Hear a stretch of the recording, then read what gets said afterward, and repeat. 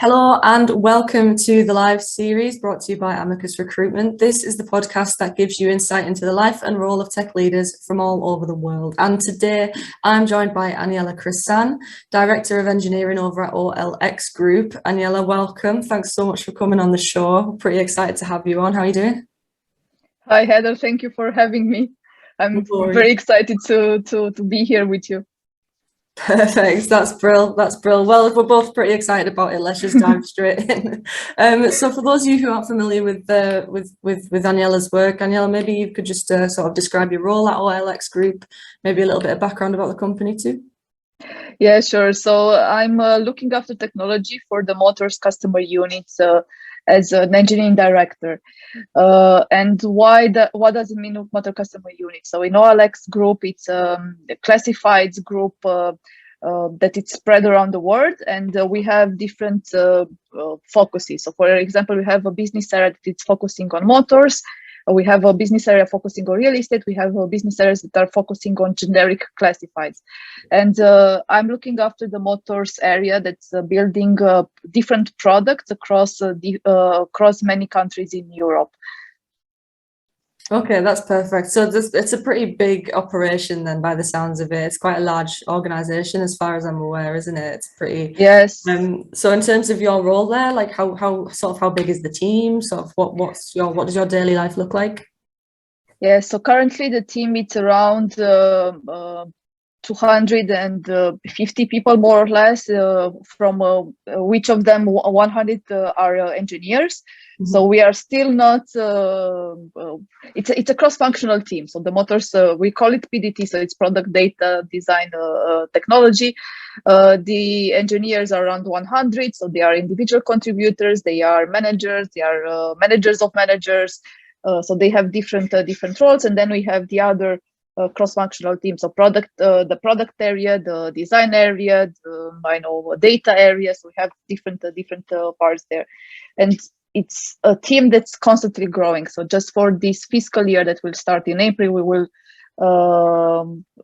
grow with half of our sites. So we have like more than 130 openings for the next year. So it's an area that is growing a lot, because one of the big things that we are doing, and it's not only us that we are doing, basically everyone is moving closer to the transaction. So this is something that the pandemic brought to us. So everybody's buying things online, and maybe 2 years ago nobody would have think about buying a car online, but now this is on top of the mind of everyone, and all across the globe. And this is what we also want to enable. So making sure that we are providing the right information and the right tools for the customers that to buy a car and to get it delivered to their door. And something that's, again, like 2 years ago nobody would have thought about it. But that means that we need to think about different about different things. We are acquiring companies that are doing part of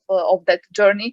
So what we are doing right now in tech, it's way more complex than we were doing some years ago, because it's not only developing products, but it's also integrating other companies, or looking after the portfolio, or thinking how we can scale in a more efficient way. Mm-hmm. Yeah, that's really interesting, actually, because I know when we spoke before, you said that you like to focus quite a lot on strategy when it comes to scaling, and that's something that you're quite passionate about. Has the pandemic sort of forced the organization's hand a little bit, maybe, with scaling, or was that always the plan to kind of expand? As we said, there's over 100 places coming up this year. So was that always the plan, or is that kind of a result of the pandemic? Has it been accelerated a little bit with that? No, we are always checking some years ahead. So some time ago, like, we were looking about going into this part of transaction or different types of ownership of the cars, but it wasn't so close to us. But now with the pandemic, we had to, for example, to enable video tours for the dealers. So the dealers had stock, they had cars to sell, but the people weren't able to go to the dealer because of the lockdown. So they were forced to stay at home. So we had to develop things for to make this connection better. So some of the things we had, they were accelerated because of the situation and because everybody went on online, and the growth was just a consequence. So it's always technology. It's not an end purpose. Like the technology is just a means that can support the business or can provide better products for the customers. The fact that we are scaling the team, the engineering team, it's not because we want to. I know it's we are not building software just for the sake of being building software. So we are doing this because we want to be able to provide good trustful products, or we want to provide inspection, or we want to provide or we want to connect online and offline operations. So this is just a consequence of where the business is going. Yeah, okay, that's really interesting. I think I quite like finding out how the pandemic's affected different companies, because we talk to some varying sort of size companies, and when with such a large one, it's interesting to see kind of what areas have been accelerated, because a lot of the time they're not the sort of areas that would have necessarily been expanded. But that is super interesting. So let's talk about that then. Let's talk about sort of scaling. I know that, like I said, it is something that you're interested in and that you spend a lot of time doing. So what kind of sort of challenges, I know it's quite a broad question, but what kind of challenges do you sort of experience when you're sort of trying to scale a team, be it from small to medium or within a bigger sort of scale as well? What sort of challenges do you tend to sort of come across, and what sort of challenges should someone in your position tend to look out for if they're going to try and scale a team? Mm-hmm. So one of the main thing that I had to look at was about culture. So this is something that it can evolve, it can grow, but basically if you have a culture, it's something that is going to stay there, or you would like to enable it in whatever stage of the growth of the company. And it's not something that is just happening. You have to be very, very intentional when you are if you want to keep it in every stage. And it's easy to get lost, because when you're growing a lot, it means that you have a lot of people with different backgrounds, and they are going to bring everything. They will bring new things to the culture of the team. And if you are not very clear on what are the values that you want to keep, they might get lost, or they might get diluted with what everybody else is bringing. So one of the biggest thing that I had to focus on is to figure out what is the culture that I really want in the team, and to make actions that to make sure that this is kept.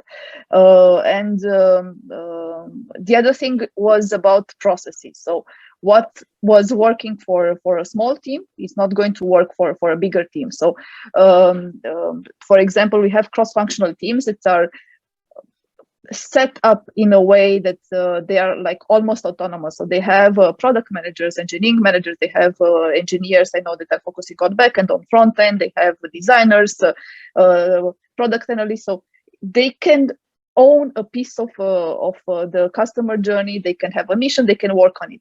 But then there are things that we need to, or they need to collaborate with other teams. And when you have 2, 3, 4, 5 teams, then it's easy, because these kind of interactions are like almost like human based.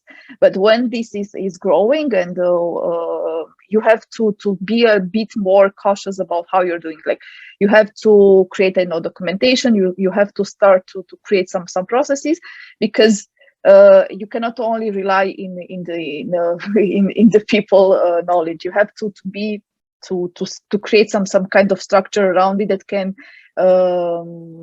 be expanded exponentially. So it's one thing to talk with 5 people, but then when you have to talk with 15, then it's another scale. The other thing that's, but it's part of it in a way. It's about onboarding, and why I keep the onboarding separate. It's like, yes, hiring it's very important. So like this is like one of the process that we had to improve a lot when the team was growing. But the other part is like onboarding. So what does it mean? Like, how do we onboard people in the team, and how do we start new teams? And when we are starting new teams. In a way, it's easy to start with fresh, with everybody's new in the team, but that means that they will need a lot of time to onboard into teams practices, into the business, into the tech stack. So that's why, for example, we had to create like a very clear onboarding with clear goals in each stage of the onboarding. And then we also started to think, okay, but how do we start a new team? And for example, not everybody's getting hired at the same pace. So we can get managers that are hired before the engineers in the team, or engineers that are coming before the managers. So we had to think about how we can start the new teams. So for example, I know in some cases, managers are joining, they are shadowing other teams that have like similar scope. They can look after engineers inside the current team, so they are choosing in a way who to start the teams. They are helping with hiring external candidates.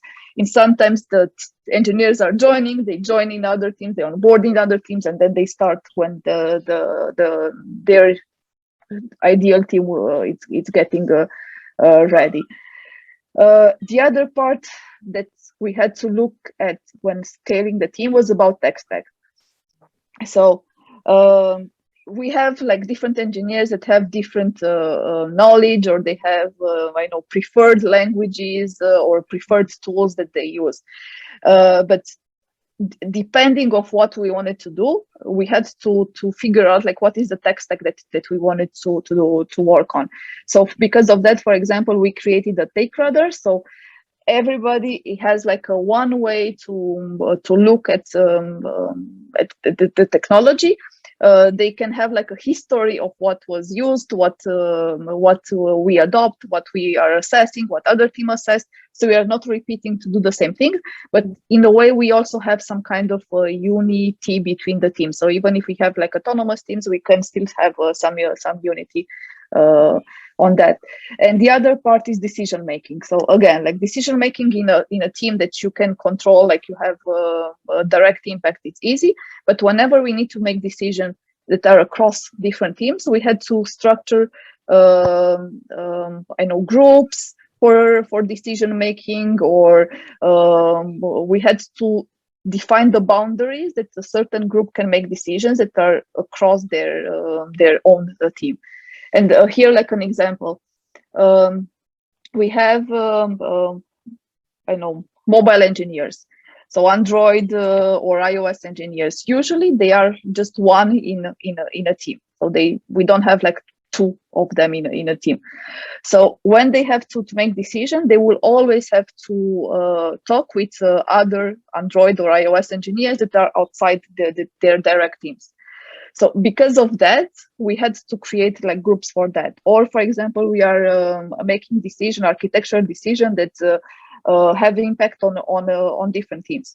For that, we had to create like a group, like we call it like condo cruise, like a condominium, like everybody owns something, but then you also have like the shared spaces. So basically this team is looking after the shared spaces, and they are the ones that are gathering input from the rest of the tenants, and then they are formalizing decisions that are benefiting the whole group. So yes, there are like a lot of things that we are looking at, but my main idea here is that this is not something that is just happening, because you have to be aware of what are the things that are changing when the team is growing, and what are the things that you need to look after, like before or after the team is growing, because otherwise it's going to be chaos, and it's something that it's not helpful for long term. That's perfect. That's such an insightful answer.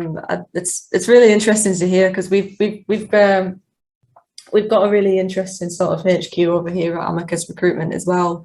So hearing about all those kind of processes and systems that you've got in place, it's super interesting. I want to sort of talk about something else that I know we chatted around a little bit before, and it's something that we're quite passionate in advocating here as well, especially through our socials and things, and that's women in tech. I know that am I right thinking that you're a member of the Diversity and Inclusion Group at your organisation, but you also are a massive advocate of women in tech, and I know you've spoken at some of their events as well in the past. So I'm quite interested to hear about sort of what got you there, and what is it that drew you in, and how sort of what's this year looking like for women in tech, and what have you kind of got on the radar when it comes to that? Yeah, so I am born and raised in Romania, so this is where I also studied, and when I also started my career. But then I moved to Portugal, and what I noticed is that the ratio of women in tech is very different between those countries, and it was the first time that it really struck me that there is like a difference. So Romania is like one of the most diverse country that regarding like women in tech, and I know some data because I was like very passionate about it. So I did my research for a while. So it's around like 28% of people in tech are women, and the European average actually it's 17%. So like Romania, it's way above the European average. But then Portugal, it's 15%. And I saw this difference when I moved to Portugal, when I started to work at OLX, because I was the second woman in the team at that time. And when I was talking to my other colleague, because at that time she was the only one, she was saying I was one in 100 during the university. So she was like the ratio of students was very low, and this wasn't the case also, for example, in my case, like growing up, like going to high school where I studied computer science, or to university, the ratio was more balanced between men and women. And when I joined my first company in Romania, there were like many women in my company working in different areas in tech. So I started to figure out that this can be a problem. But then a coworker of mine, one time, like we went to some lunch, dinner, I don't remember, but some kind of event, and he brought also his family, and his daughter at the time, she was 10. And after this dinner, like she went back to her dad, to my coworker, and she asked him about me. She was very curious, like, but is she really like your coworker? Is she really working as a software engineer? Because when I joined OLX, I was a software engineer, and he was like, yes. And she was like, oh, so then I can also be a software engineer? And my coworker was like, yes, but did I tell you anytime that you cannot be? And she was like, no, but I never seen one, so I didn't have the idea that me, a girl, can be a software engineer. So it was like when I heard this story, because he told me that the next day, like it just struck me that actually, like some of those girls, like they weren't going into engineering because they didn't have the role models. And then I started to be like more intentional also in my team, to make sure that I have, I would say, like role models. So other engineers were able to aspire to that. So, for example, I'm trying to make sure that I have women engineers in all the positions. So, for example, I have backend, front end, native apps, managers. I want to make sure that the women are represented, so other one can feel inspired, or they can see this. They can see that if somebody else made it, they can also, it's something that they can also do it. So that's the reason that I know got me into be more involved into, or to women in tech, or to joining the diversity and inclusivity group at OLX. And after joining this, I found out like many things about about women, about why do they apply, like why they don't apply to roles. So I decided to be like way more active here. So for example, also with the Women in Tech community, I went there and I proposed to the girls that are running this community to create a mentorship program, because I saw that exactly that I tried to replicate that part of having role models or seeing someone that has been there and done that, so other women can feel inspired, or they feel that support that to reach their objective. That's brilliant. That's amazing that you can kind of go in and create a mentorship scheme and make that kind of change within an organization. I mean, I can't really speak for Amicus. I think we've got a really good balance here, but when obviously we're in recruitment, but within tech, obviously it's pretty well known. It's no secret that there is that imbalance with gender in tech, and I think, like you said as well, with your colleagues' little girl, that sort of mentality from such a young age. I think, I mean, I'm generalizing, but I think that probably does apply globally as well. So things like, people doing the things that you're doing, and it's just brilliant, isn't it? And yeah, hopefully more people can kind of join it. Is it, where should people go? Is it a Women in Tech website? I'll put everything in the links down in the comments as well for Women in Tech. And is there any future events coming up that people can go to or anything, or is there somewhere people can go to find out more? Oh, there are like different communities about women in tech. So, for example, I try to relate a lot to the women in tech community also in my hometown, and I'm also active in the women in tech communities in Portugal. So, I try to be where I can also influence. So, for example, I know in Romania, because in my city, because I have this affinity because I grew up here. So of course that I see that this exists, and I wanted for this to continue. But for example, also in Portugal, and what I've also heard from the last events that we had is that these things is started to change. So because all the companies across the globe started to put like more effort into making sure that we have like a more balanced workplace. We have more they are taking like more inclusivity measures. So they also saw that this is reflecting also in universities. The number of women students going into software development, it's also increasing, and I think that this is a good sign. So we are moving something in one place, but then this it has a like a butterfly effect somewhere else. Yeah, that's fantastic. That's fantastic. Changing the mindset from a young age is the right way to go about it, isn't it? So yeah, so thanks. And again, like I say, I'll put links and everything in the comments below, so everybody can check out sort of their local communities for women in tech if they're interested, and they can hopefully kind of network with people and yeah, just carry on spreading the good word and doing really great things for the tech community. So Aniela, I'm going to move on to my last question, which I tend to ask most of the guests on the podcast, and that is, in 3 words, how do you think your team, or teams I should say, would describe you as a leader? I'm asking a lot of feedback from my team, and not only from my team, but also from my peers and from the people that I'm interacting with. I think that this is very useful. Getting feedback from everyone, it's important for us to be like more aware of what you're doing, and it also helps us grow a lot. And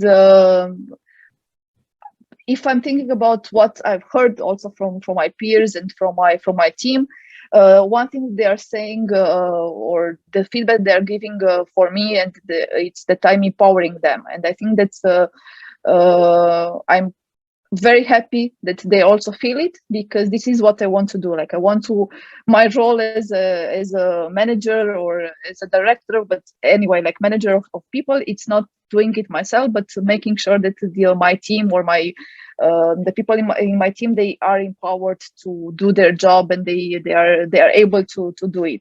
And this is my one of my main focus. So I'm happy about this. The other part is that I'm collaborative, because if I'm thinking also about myself, like I have a profile that, yes, I like to lead, but I also like to I like the company of the people. So I'm not like a person that is going there by herself.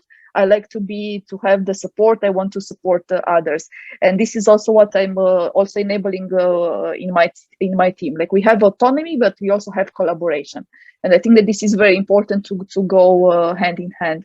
And the other part is that I'm resourceful, but the part of resourceful actually is coming from my curiosity, because if I see something, I'm trying to figure out like what is it there, like what can be done, can I improve it? So I think this is coming from my software engineering background, that I see something and then I try to dismantle it, or to find out what is it, and then I coming to it maybe some kind of ideas, or different ways of thinking, or different ways to solve problems.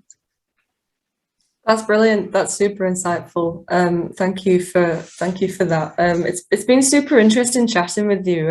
I think maybe we can get another episode in the future with you. I feel like there's so much we could talk about, but it's you can see the kind of how passionate you are about when you're talking about it, and it makes for really good listening, and I've been really intrigued by what you've had to say today. So Aniela, thanks so much for coming on this episode. And if you're watching this episode on YouTube, you can just hover over the logo in the bottom corner and hit subscribe. You can follow us on Instagram, Twitter, Facebook, LinkedIn, and TikTok for updates. Just search for Amicus Jobs or Amicus Recruitment. You can head to our website, amicusjobs.com, for tech news, webinars, blogs, and keep up to date on the latest Python, Golang, and JavaScript roles all over the globe. Aniela, thanks again so much for coming on. It's been really interesting speaking with you today. Thank you, Heather. Thank you for having me.